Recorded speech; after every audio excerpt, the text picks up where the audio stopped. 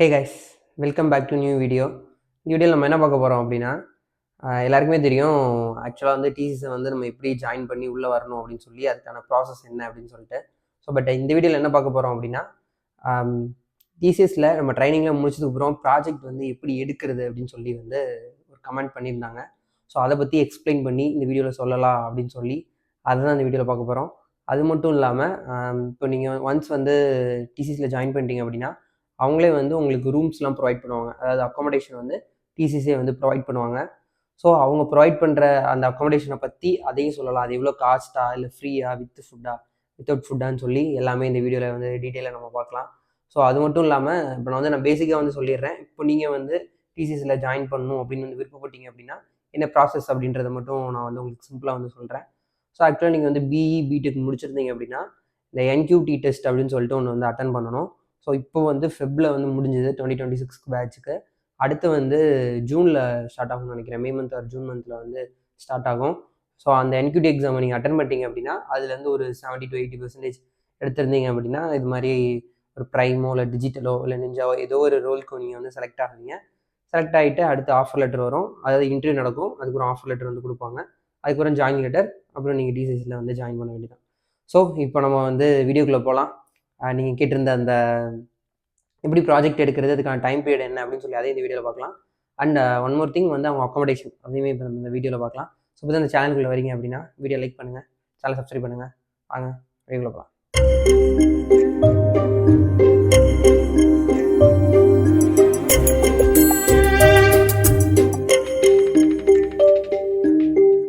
TCS accommodation தருவாங்களா, இது என்ன புதுசாக இருக்கே அப்படின்னு சொல்லி கண்டிப்பாக உங்களுக்கு டவுட் வரலாம். ஆமாம், தருவாங்க. அது யாருக்கு தருவாங்க, எப்படி தருவாங்க அப்படின்னா, ஆக்சுவலாக வந்து நீங்கள் முதல்ல வந்து இந்த என்கியூடி டெஸ்ட்டு, இன்டர்வியூ அதெல்லாம் அட்டன் பண்ணி ஜாயினிங் லெட்டர் வரைக்கும் வந்துடுவீங்க.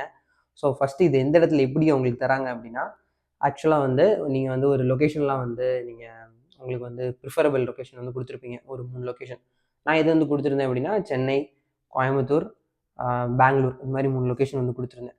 ஸோ இப்போ இந்த 3 லொக்கேஷன்லையுமே எங்கே வந்து அவைலபிளாக இருக்கோ அங்கே தான் வந்து எனக்கு வந்து என்னை ஒர்க் பண்ணுறதுக்கு எனக்கு வந்து ஜாயினிங் லெட்டர்ன்றது கொடுப்பாங்க. ஸோ பட் ஆனால் ட்ரைனிங் வந்து அந்த லொக்கேஷனில் இருக்காது. ஸோ அப்போ என்ன பண்ணுவாங்க அப்படின்னா, ட்ரைனிங் லொக்கேஷன் ஒரு இடம், பேஸ் லொக்கேஷன் ஒரு இடம். அதாவது நான் என்னோட ப்ரிஃபரபிள் லொக்கேஷன் தான் அந்த 3ல் ஏதோ ஒன்று வந்து பேஸ் லொக்கேஷனாக சொல்லி எனக்கு வரும். ஸோ இப்போ என்ன பண்ணுவாங்க அப்படின்னா, என்னோடய ஃப்ரெண்ட் ஒருத்தவங்களுக்கு இதே மாதிரி தான் இதாக இருந்துச்சு. ஸோ அவங்க என்ன பண்ணியிருந்தாங்க அப்படின்னா, சென்னை, கோயம்புத்தூர், இதுமாதிரி பெங்களூர் வந்து செலக்ட் பண்ணி வந்துருக்காங்க.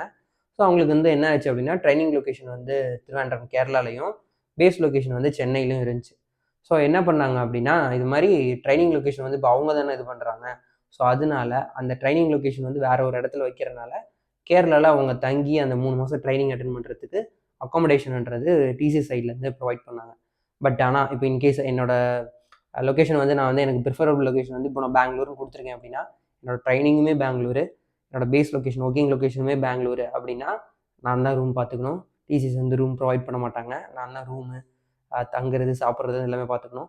பட் ஆனால் இதே நான் பெங்களூர்னு கொடுத்து அவங்க ஒரு வேளை ஒரு வெஸ்ட் பெங்கால்லையோ இல்லை மும்பைலையோ இல்லை டெல்லியிலையோ வந்து சொல்கிறாங்க, எனக்கு வந்து இது மாதிரி ட்ரைனிங் லொக்கேஷன் இந்த 3 மாதம் ட்ரைனிங்கு நீங்கள் அங்கே அட்டன் பண்ணணும், அந்த ட்ரைனிங் அட்டன் பண்ணிட்டு அடுத்து நீ பெங்களூர் உன்னோட பேஸ் லொக்கேஷனுக்கு போய்க்கலாம் ப்ராஜெக்ட் எடுத்துகிட்டு அப்படின்னு சொல்லிட்டாங்க அப்படின்னா, ஸோ இப்போ அந்த ட்ரைனிங் லொக்கேஷனுக்கு வந்து ஏன்னா அவங்க தானே அதை போடுறாங்க. ஸோ அதனால வந்து அது அக்காமடேஷன் அவங்க ப்ரொவைட் பண்ணுவாங்க. பட் ஆனால் ஃப்ரீ அக்காமடேஷன் கிடையாது. அதுக்கு வந்து மாதம் 9,000 வந்து பிடிச்சிப்பாங்க. வித்தவுட் ஃபுட்டு, வித் ஃபுட்டு கூட கிடையாது. ஸோ ஃபுட்டு வந்து நம்மளாக தான் வெளியில் பார்த்துக்கணும். ரூம் மட்டும் அவங்க வந்து இது மாதிரி மாதத்துக்கு 9,000. இது இந்த 9,000ன்றது நான் எப்போ சொல்கிறேன் அப்படின்னா, இது எந்த டேட்டா படி எந்த வருஷத்து படி 9,000 வாங்கினாங்க அப்படின்னா, ஆக்சுவலாக வந்து ஒரு 2 வருஷம் முன்னாடி ஒரு 2024ல் வந்து இது மாதிரி மாதம் 9,000 அப்படின்றது நாங்கள் அப்போ போய் ஜாயின் பண்ணனால ஸோ அப்போ வாங்கினாங்க. இப்போ 2026ல் வந்து எவ்வளோ கரெக்டாக வாங்குறாங்க, அதாவது அவங்க எவ்வளோ சார்ஜ் பண்ணுறாங்க அப்படின்னு சொல்லிட்டு எனக்கு கரெக்டான இது தெரில. உங்களுக்கு தெரிஞ்சால் நீங்கள் கமெண்ட்டில் வந்து சொல்லுங்கள். ஸோ இதுதான் இந்த ப்ராசஸ். யாருக்கு வந்து இந்த அக்காமடேஷன்லாம் கிடைக்கும் அப்படின்னா, அவங்களா லொக்கேஷன் போடுற ட்ரைனிங்க்கு மட்டும் டிசிஸ் வந்து ப்ரொவைட் பண்ணுவாங்க. ஸோ அவங்களுக்கு தான் வந்து இந்த சார்ஜுன்றது அக்காமடேஷன்றது கிடைக்கும். பட் ஆனால் ஃபுட்டு வந்து நம்ம தான் பார்த்துக்கணும். ஒன்ஸ் வந்து ட்ரைனிங் முடிச்சு உங்கள் பேஸ் லொக்கேஷன் போனதுக்கப்புறம் நீங்கள் ஒரு ரூம் வந்து நீங்களே வெளியில் ரூம் பார்க்குற மாதிரி இருக்கும். நீங்களே தான் அதுக்கு வந்து எல்லா சார்ஜஸுமே நீங்களே பண்ணிக்கிற மாதிரி தான் இருக்கும். அந்த 9,000ன்றதை பிடிச்ச 9,000 மறுபடியும் சேலரியிலேருந்து கொடுத்துருவாங்க. நார்மல் டேஸில் என்ன பண்ணுவாங்க அப்படின்னா அந்த ட்ரைனிங் பீரியடில் அந்த 9,000 பிடிச்சிக்கிட்டு மிச்சம் எவ்வளோ சேலரியோ அதை வந்து கொடுத்துருப்பாங்க. ஸோ இப்போ நெக்ஸ்ட் வந்து நம்ம டிசிஎஸில் ப்ராஜெக்ட் எப்படி வந்து சூஸ் பண்ணுறது அப்படின்னு சொல்லி இந்த காமனாக ஒரு கமெண்ட் வந்தது. இதுக்கு முன்னாடி ஒரு கமெண்ட்லாம் வந்தது, இது மாதிரி இந்த ப்ராஜெக்ட்லாம் தான் வருமா, எவ்வளோ டைம் பீரியட் அப்படிலாம் சொல்லி வந்துருந்துச்சு. ஸோ அது ரெகுலராக வரனால நம்ம அதை பற்றி ஒரு வீடியோ போடலாம் அப்படின்னு சொல்லி உங்களுக்கு நான் எக்ஸ்பிளைன் பண்ணுறேன்.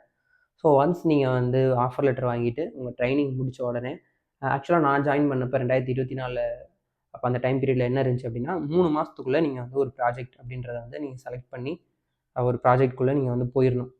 ஸோ இப்போ என்ன பண்ணிட்டாங்க அப்படின்னா அதை வந்து 30 நாளாக மாற்றிட்டாங்க. அதாவது 3 மாதம் இருந்ததை 1 மாதமாக மாற்றிட்டாங்க. அதை வந்து பெஞ்ச் பீரியடுன்னு சொல்லுவாங்க.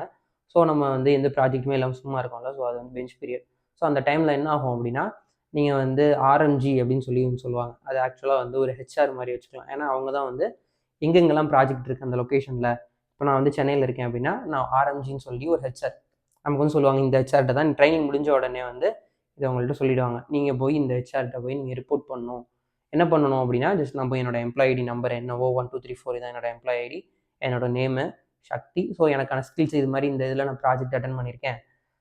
ஸோ இது மாதிரி இப்போ நான் பைத்தானில் ப்ராஜெக்ட் அட்டன் பண்ணேன், இல்லை ஐஓடியில் இது பண்ணேன் அப்படின்னா இது மாதிரி இந்த இதில் ப்ராஜெக்ட் முடித்தேன், இந்த ஸ்கில்ஸ்லாம் எனக்கு இருக்குது, அடிஷ்னலாக எனக்கு வந்து இதெல்லாம் தெரியும் அப்படின்னு சொல்லி அவர்கிட்ட சொன்னேன் அப்படின்னா, இங்கே சென்னையில் இருக்கிற லொக்கேஷன், சென்னையிலேயே ஒரு 12 லொக்கேஷன் இருக்குது.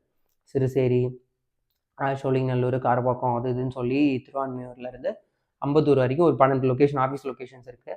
ஸோ அந்த லொக்கேஷன்ஸில் எந்த ப்ராஜெக்ட் எப்படி தேவைப்படுதோ அந்த ப்ராஜெக்ட்லேருந்து அந்த ஹெச்ஆர் வந்து உங்களோட ப்ரொஃபைலை வந்து ஷேர் பண்ணுவார் அந்த ரெக்குயர்மெண்ட்டுக்கு ஏற்றபடி. ஸோ என்ன பண்ணுவாங்க அப்படின்னா அவங்க வந்து உங்களுக்கு கால் பண்ணுவாங்க. ஸோ இது மாதிரி உங்கள் நேம் வந்து சக்தி, அது மாதிரி இந்த எம்ப்ளாய் ஐடி சக்தி, இது மாதிரி நான் இந்த ப்ராஜெக்ட்லேருந்து கால் பண்ணுறேன் அப்படின்னு சொல்லி ப்ராஜெக்ட் நேம் சொல்லி, ஸோ இது மாதிரிலாம் தான் ஒர்க்கிங்கு, இது மாதிரி இந்த ஷிஃப்ட்டு, இந்த ஷிஃப்ட்டுக்கு நீங்கள் வரணும் அப்படின்லாம் சொல்லிட்டு இதெல்லாம் தான் இந்த ஸ்கில்லு தான், இந்த இதுதான் தேவைப்படுது, இதை நாங்கள் பார்க்குறோம், உங்களுக்கு ஓகேவா வரீங்களான்னு சொல்லி ஜஸ்ட் ஒரு இன்டர்வியூ மாதிரி வைப்பாங்க. இப்போ நான் எக்ஸாம்பிள் வந்து எனக்கு நான் பைத்தான் தெரியும்னு சொல்கிறேன் அப்படின்னா ஜஸ்ட் பேசிக் அதை பற்றி என்ன அப்படின்னு சொல்லி ஜஸ்ட் வந்து கொஸ்டின் மாதிரி கேட்பாங்க.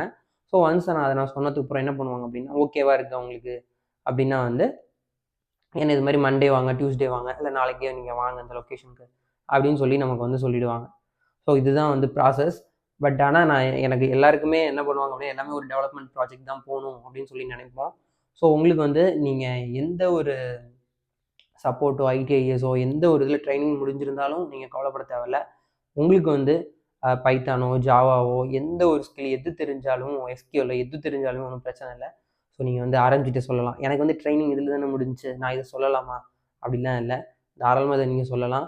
உங்களுக்கு அந்த ப்ராஜெக்ட் வேணாம் அப்படின்னா கண்டிப்பாக நீங்கள் வந்து நோ எனக்கு வேணாம் அப்படின்னு சொல்லலாம்.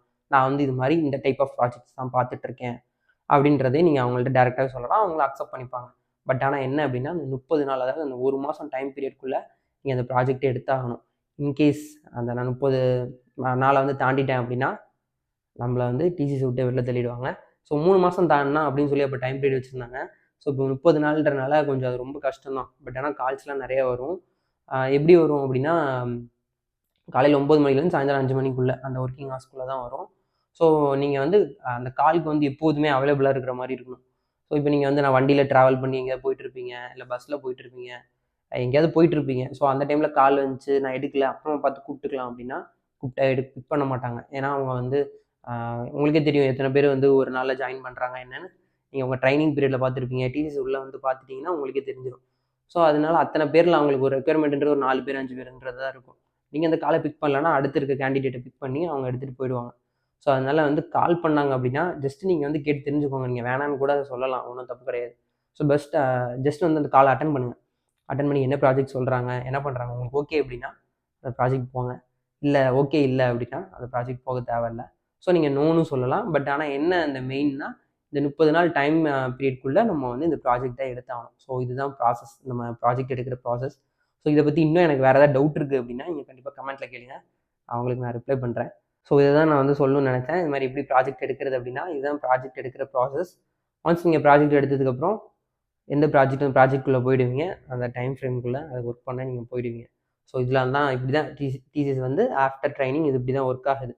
ஸோ அதனால் நீங்கள் இந்த ப்ராஜெக்ட் தான் வரும், எனக்கு சப்போர்ட் ப்ராஜெக்ட் தான் வந்துடும், இல்லை டெஸ்டிங் தான் வரணும், எனக்கு டெவலப்பர் தான் வரணும், இந்த ப்ராஜெக்ட்னாலும் நீங்கள் எடுக்கிறதுல தான் இருக்குது. உங்களுக்கு தெரியும் அந்த ஸ்கில் எனக்கு இருக்குது அப்படின்னா நீங்கள் கண்டிப்பாக போகலாம். இல்லை உங்களுக்கு தெரியாதுன்னா எந்த ப்ராஜெக்ட் வருதோ வர ப்ராஜெக்ட் எடுத்துக்கிட்டு அந்த 30 நாள் டைம் ஃப்ரேம்குள்ளே போய் ப்ராஜெக்டில் உட்காந்துட்டு அதை ஒர்க் பண்ண ஆரம்பிக்க வேண்டியதான். ஸோ நீங்கள் வந்து ஒரு வீடியோ பார்த்துருப்பீங்கன்னு நினைக்கிறேன். உங்களுக்கு இதில் ஒரு கிளாரிட்டி கிடச்சிருக்கும். இல்லை எனக்கு இன்னும் டவுட்டாக இருக்குது அப்படின்னா கமெண்ட் பண்ணுங்கள், நான் வந்து உங்களுக்கு கிளியர் பண்ணுறேன். ஸோ இதுதான் இந்த வீடியோவில் சொல்லணும்னு நினச்சேன்.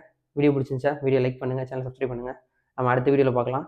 உங்களுக்கு வந்து அதில் எப்படி வந்து நான் டிசிஎஸ்ல என்கியூடியில் அப்ளை பண்ணணும் அப்படின்னு எதாவது டவுட் இருந்தாலும் அதுவும் நான் வீடியோ போட்டிருக்கேன். ஸோ கண்டிப்பாக போய் அந்த வீடியோலாம் பாருங்கள், டிசிஎஸை பற்றின வீடியோஸ். ஸோ அடுத்த வீடியோவில் பார்க்கலாம். Tata, bye bye.